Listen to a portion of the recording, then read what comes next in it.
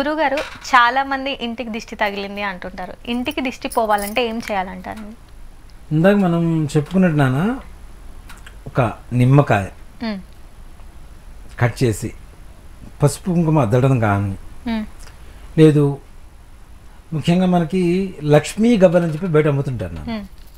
లక్ష్మీ గవ్వలు, నవధాన్యాలు, యాలుకలు, జాజికాయ, జాపత్రి, లవంగాలు, ఇవన్నీ కూడా ఒక ఎర్రటి వస్త్రంలో ఒక మంగళవారం రోజున పెట్టి ఇంట్లో దేవుడి దగ్గర పెట్టి పూజ చేసుకొని, దేవుడి పటం ఏ పటమైనా కావచ్చు, ఏ దేవుడైనా కావచ్చు, ఆంజనేయ స్వామి లేదంటే విష్ణుమూర్తి లేదంటే ఈశ్వరుడా అమ్మవారా ఏ దేవత దగ్గర అయినా సరే మీ ఇష్ట దేవత ఆరాధన చేసేటువంటి నిత్యం చేసేటువంటి పటం దగ్గర పెట్టి మనస్ఫూర్తిగా పూజ చేసి ఈ మూట మీద కూడా కొద్దిగా పసుపు కుంకం చల్లి సాంబ్రాణి పొగ వేస్తాం. మనం అగరబత్తిలు కాకుండా సాంబ్రాణి పొగ వేసి మరుసటి రోజు పొద్దున అంటే మంగళవారం పూజ చేస్తాం కదా, బుధవారం పొద్దున ఎవరైతే మన గుమ్మం ఉంటుందో ప్రధాన ద్వారం, ఆ గుమ్మానికి ఈశాన్యంలో కట్టేసేయండి.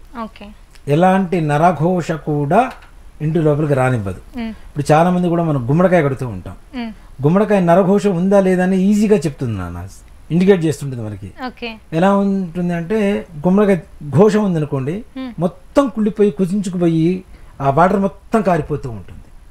పెట్టిన 2 రోజులకి 3 రోజులకి అలా వెళ్ళిపోయినటువంటి గుమ్మడికాయలు కూడా చాలా మంది ఉంటాయి, చాలా మంది ఇళ్ళకి. అంటే ఎంత ఘోష ఉంటుంది. ముఖ్యంగా ఏంటంటే ఘోష అంటే ఏంటన్న చూసేటువంటి దృష్టి.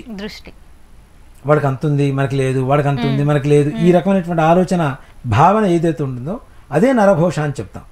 ఇక్కడ దృష్టి అనేటువంటిది, నరఘోష అనేటువంటిది సాటి ముష్టి వాడితో ఇంకో ముష్టి వాడికి కూడా ఉంటుందని చెప్తాం. వాడికి ఎక్కువ వచ్చినాయి నాకు తక్కువ వచ్చినాయి, వాడికి ఎక్కువ వచ్చినాయి నాకు తక్కువ వచ్చినాయి, అవునా? ఈ రకమైనటువంటి భావన మాత్రమే దృష్టిగా సోకుతుందని చెప్తూ ఉంటాం. కాబట్టి అంటే నరదృష్టికి నరరాయి కూడా పగిలిపోతుందని శాస్త్రం. అంత ఘోష ఎవరికి ఉంటుందంటే కేవలం మనిషికి మాత్రమే, మనిషి మీద మాత్రమే, ఈ మిగిలిన వాటి మీద ఉండదు.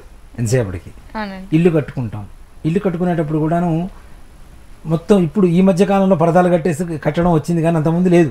ఓపెన్ గానే కట్టుతూ వెళ్ళిపోయేవాళ్ళు. ఇంత ఇల్లు కడుతున్నాడు, ఇంత ఇల్లు కడుతున్నాడు అనుకునేవాళ్ళు. ఇలాంటి వాటికి ఇలాంటి మూట కూడా కట్టలేనటువంటి వాళ్ళకి ఇంకా సింపుల్ రెమెడీ ఇంకోటి ఉంటుంది నాన్న. మనకి విలేజెస్లో బాగా దొరుకుతుంటుంది, గార కంప అంటారు.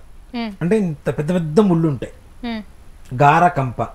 ఈ గార కంపని ఎవరైనా ద్వారం దగ్గర పెట్టినా, సింహద్వారం దగ్గర, ఎలాంటి నరఘోష తగలకుండా చేస్తూ ఉంటారు. ఇది కూడా కాదు, ఇంకా వేరేలా ఏమైనా కావాలి అనుకుంటే కలబంద చెట్టు ఇంటికి ఎంట్రన్స్ లో పెట్టండి.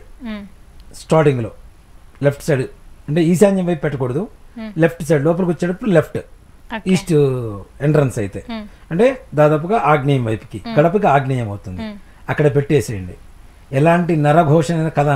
మనకి ఎంతసేపటికి ఈ చెట్లు ఇవన్నీ కూడా ఏం చేస్తున్నామంటే ఏదో వైద్యానికి మనకు వస్తున్నాయి, జుట్టుకు రాసుకోవచ్చు, ఫేస్కు రాసుకోవచ్చు ఇది అనుకుంటున్నారు, కానీ వాటిల్లో నరఘోషను నివృత్తి చేసేంత కలబంద ఇంకో చెట్లు లేదని చెప్తా.